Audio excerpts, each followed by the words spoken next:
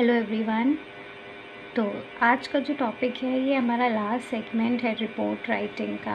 अभी तक हमने रिपोर्ट राइटिंग में जल्दी से रिवाइज़ कर लेते हैं क्या क्या चीज़ें पढ़ी हैं। हमने पढ़ा है कि रिपोर्ट राइटिंग होती क्या है, इसकी कितने टाइप्स होते हैं, क्या इसका स्ट्रक्चर होता है, क्या इसका फॉर्मेट होता है।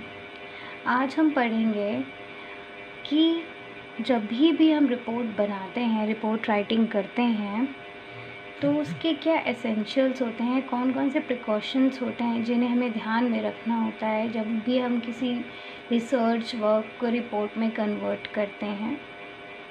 तो सबसे पहले जो आज का टॉपिक है वो है पर्पस या इम्पोर्टेंस। रिसर्च रिपोर्ट लिखने की ज़रूरत क्यों पड़ती है।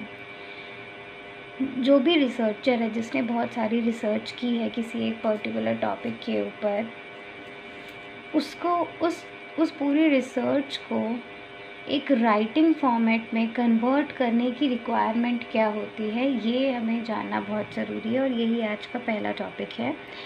सबसे पहले है इसमें डिसैमिनेशन। डिसैमिनेशन का मतलब होता है कि जो भी नॉलेज एक रिसर्चर ने एक्वायर की है इतनी सारी चीज़ें रिसर्च करने के बाद, ये बहुत इम्पॉर्टेंट है कि वो डिस्पर्स हो। डिस्पर्स का मतलब है वो मल्टीप्लाई हो, बहुत सारे लोगों को पता चले वो नॉलेज, वो चीज़ जो खोजी गई है वो और भी लोगों तक जाए, केवल रिसर्चर तक वो चीज़ सीमित ना रह जाए। यहाँ पे लिखा हुआ है the knowledge that has been acquired through study of the problem of research must be dispersed. जो भी नॉलेज गेन की है रिसर्चर ने वो डिस्पर्स होनी चाहिए, सबसे इम्पॉर्टेंट चीज़ है।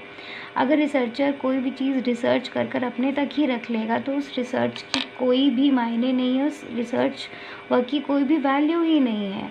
सेकेंड है presentation of valid conclusions to facilitate decision making. कई बार जो रिसर्च होती है वो इसलिए की जाती है क्योंकि बहुत सारे डिसीजंस बेस्ड होते हैं उसके ऊपर। फॉर एग्जांपल किसी कॉरपोरेट में अगर कोई रिसर्च हो रही है, रिसर्च R&D का डिपार्टमेंट होता है, रिसर्च एंड डेवलपमेंट का डिपार्टमेंट, उसमें बहुत सारी रिसर्चेस कंटिन्यूसली होती रहती हैं किसी भी कंपनी में, और उन रिसर्चर्स पर हमारे फ्यूचर प्लान्स बेस्ड होते हैं कि हमें फ्यूचर में ये काम कैसे करना है या नहीं करना है, या कोई बड़ा प्रोजेक्ट है उसके बारे में हम पहले रिसर्च करते हैं। तो बहुत बड़े बड़े डिसीजंस होते हैं जो बेस्ड होते हैं इन रिसर्चेस पे। तो जब तक ये रिसर्च को हम कन्वर्ट नहीं करेंगे किसी भी रिपोर्ट में, ये किसी भी डिसीजन मेकिंग के काम में नहीं आ सकती है, केवल रिसर्चर तक ही रह जाएगी। To validate the generalisation. To validate the generalisation का मतलब है कि जब तक रिसर्च रिपोर्ट सबमिट नहीं की जाएगी, जिसके भी अंडर में, जिसके भी गाइडेंस में रिसर्च हो रही है, वो कैसे बता पाएगा, वो कैसे वैलिडेट कर पाएगा कि जो भी रिसर्च आपने की है वो ऑथेंटिकेटेड है, उसकी कोई वैलिडिटी है या नहीं है, अनटिल अनलेस वो सबमिट नहीं होगी। तो ये भी बहुत इम्पॉर्टेंट चीज़ है कि रिसर्च सबमिट हो, जो रिसर्चर है वो उस चीज़ को जाने। Guidance for further research. अगर उसी चीज़ में, उसी पर्टिकुलर प्रॉब्लम पे कोई फ्यूचर में रिसर्च करना चाहता है तो उसके लिए भी एक गाइडेंस के तौर पे ये काम आती है। तो ये बेसिक 4 रीजंस थे या इम्पोर्टेंस थे या पर्पस कह सकते हैं जिसकी वजह से रिसर्च वर्क को हम कन्वर्ट करते हैं रिसर्च रिपोर्ट में। इसके बाद है next topic essentials of good report. कोई भी रिपोर्ट अच्छी रिपोर्ट कब मानी जाती है, कौन कौन सी चीज़ें होती हैं जो उसको एक अच्छी रिपोर्ट में कन्वर्ट करती हैं।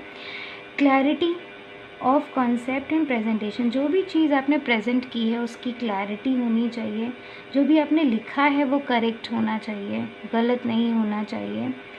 Styled to readers taste. Styled to readers taste का मतलब है कि जो भी आपकी रिसर्च प्रॉब्लम है वो जिन लोगों को टारगेट करती है, मींस फ्यूचर में जो लोग आपकी रिसर्च रिपोर्ट पढ़ने वाले हैं, पढ़ सकते हैं, उनके माइंडसेट, उनके पढ़ने, उनकी सारी चीज़ों के अकॉर्डिंग रिपोर्ट होनी चाहिए, उनके स्टाइल की रिपोर्ट होनी चाहिए। फॉर एग्ज़ाम्पल अगर आप एक न्यूज़ एंकर हैं और आपने आपने कोई न्यूज़ रिसर्च की है, तो आपकी जो रिसर्च है वो किस तरीके से होनी चाहिए कि बस मास में जो ऑडियंस है सब तक वो जो आपकी रिसर्च है वो उन्हें इंटरेस्ट आए सुनने में। अगर कोई टेक्निकल रिपोर्ट है तो जो फ्यूचर में जो लोग इस पर्टिकुलर टॉपिक पे रिसर्च करने वाले हैं उनके इंटरेस्ट हो, मीन्स बेसिक मतलब है रीडर्स टेस्ट का मतलब है जो भी आपकी रिसर्च पढ़ने वाले हैं उनके अकॉर्डिंगली रिपोर्ट को हमें लिखना चाहिए। फिर है रीडेबिलिटी। रीडेबिलिटी उसकी अच्छी होनी चाहिए। अब रीडेबिलिटी को हमने कुछ चीज़ों में डिफ़ाइन किया कि क्या क्या चीज़ें होंगी तो रीडेबिलिटी अच्छी होगी। Absence of jargon and slang. Jargon और स्लैंग की एब्सेंस होनी चाहिए, मतलब प्रेजेंस नहीं होनी चाहिए। अब जैगरन और स्लैंग का मतलब क्या होता है? जैगरन का मतलब होता है कुछ स्पेसिफिक वर्ड्स होते हैं जो कुछ ग्रुप के लोग ही यूज़ करते हैं। जैसे फॉर एग्जांपल कुछ टेक्निकल वर्ड्स होते हैं जो इंजीनियर्स यूज़ करते हैं और इंजीनियर्स ही समझ सकते हैं, या कुछ मैनेजमेंट टर्म्स होते हैं जो मैनेजमेंट के लोग ही समझ सकते हैं। तो इस तरीके की लैंग्वेज को हमें यूज़ अपनी रिपोर्ट में नहीं करना है, किसी एक पर्टिकुलर स्लैंग में नहीं लिखना है। एक ही शब्द को प्रोनाउंस करने का बहुत सारे तरीके होते हैं, तो वो डिस्क्रिमिनेशन नहीं होना चाहिए। अगर ये होगा तो रीडर्स को आपकी रिपोर्ट समझ में नहीं आएगी।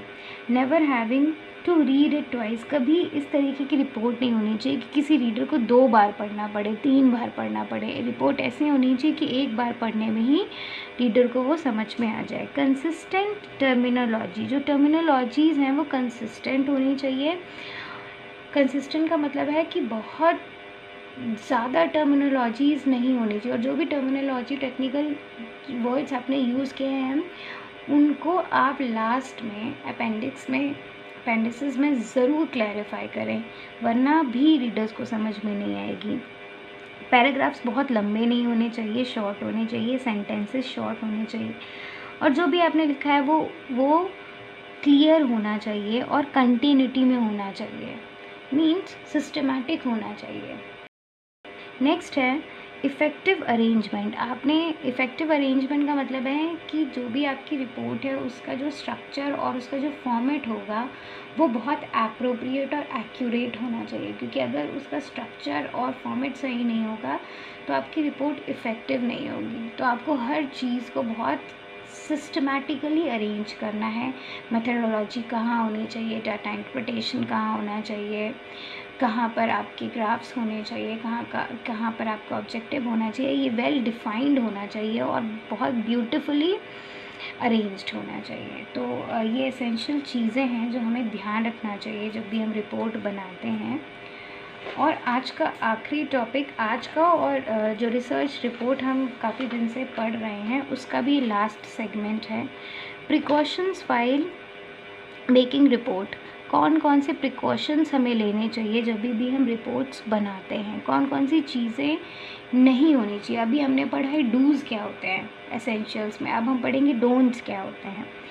The length of the report should be kept in mind that it should cover the subject in length, but it should be short enough to maintain the interest of reader। इसका मतलब ये है कि आपकी रिपोर्ट एक्सप्लेन्ड तो होनी चाहिए, length तो होनी चाहिए, ताकि जो मेन कंटेंट्स हैं वो एक्सप्लेन्ड हों उसमें अच्छे से, लेकिन आपको इस चीज़ का ध्यान रखना है कि वो उतनी ज़्यादा एक्सप्लेनेशन में ना हो, उतना ज़्यादा उसकी लेंथ ना हो कि जो रीडर्स हैं उनका इंटरेस्ट ही ख़त्म हो जाए आपकी रिपोर्ट में। तो बहुत ही बैलेंस्ड लेंथ की होनी चाहिए, ना बहुत ज़्यादा होनी चाहिए ना बहुत कम होनी चाहिए। Should not be dull, it should be such to maintain one's interest. बहुत इंटरेस्टिंग रिपोर्ट होनी चाहिए, डल नहीं होनी चाहिए कि रीडर्स को पढ़ के उस सारा उनका इंटरेस्ट ख़त्म हो जाए।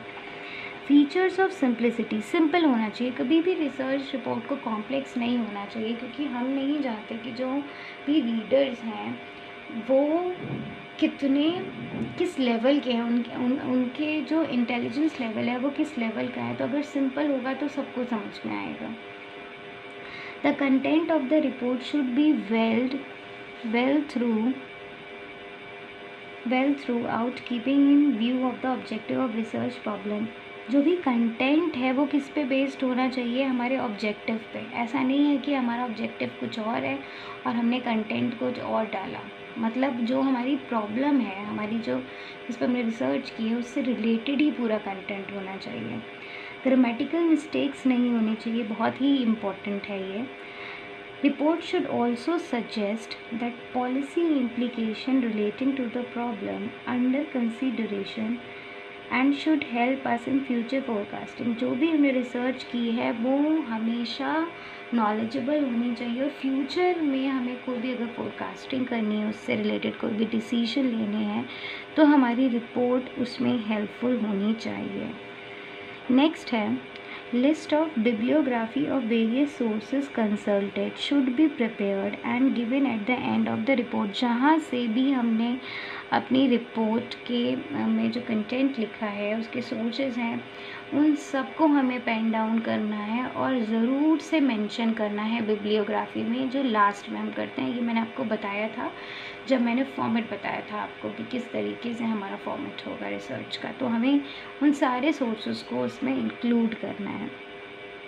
Good report should also possess an index of subjects. Index ज़रूर होना चाहिए और ऑथर्स ज़रूर मेंशन होने चाहिए। लास्ट है, various limitation experienced by the research in his study should be stated in report. जितनी भी लिमिटेशंस हैं जो रिसर्चर ने फेस की हैं इस पूरी रिसर्च को लिखने के लिए, ये ज़रूर इंक्लूडेड होनी चाहिए, क्योंकि जो फ्यूचर एस्पेरेंट्स हैं, जो फ्यूचर में उस टॉपिक पे फर्दर रिसर्च करना चाहते हैं, डिस्क्रिप्टिव रिसर्च हम लोग कहते हैं जिसे, उन्हें पता हो कि इस रिसर्च को करने की क्या क्या लिमिटेशंस हो सकती हैं। So these were all the precautions which we have to take into consideration while writing the research report. So with this topic we have ended the unit of report writing. जब भी हम report के बारे में बात करते हैं, जितने भी MBA और BBA के कोर्सेज़ हैं इंडिया में, इन सारे कोर्सेज़ में रिपोर्ट राइटिंग में यही छोटे छोटे सेगमेंट्स हैं जो आते हैं एग्ज़ाम्स में और जो सिलेबस में भी होते हैं। So this was all. अगर आपको पसंद आया है तो please like and subscribe. Thank you so much.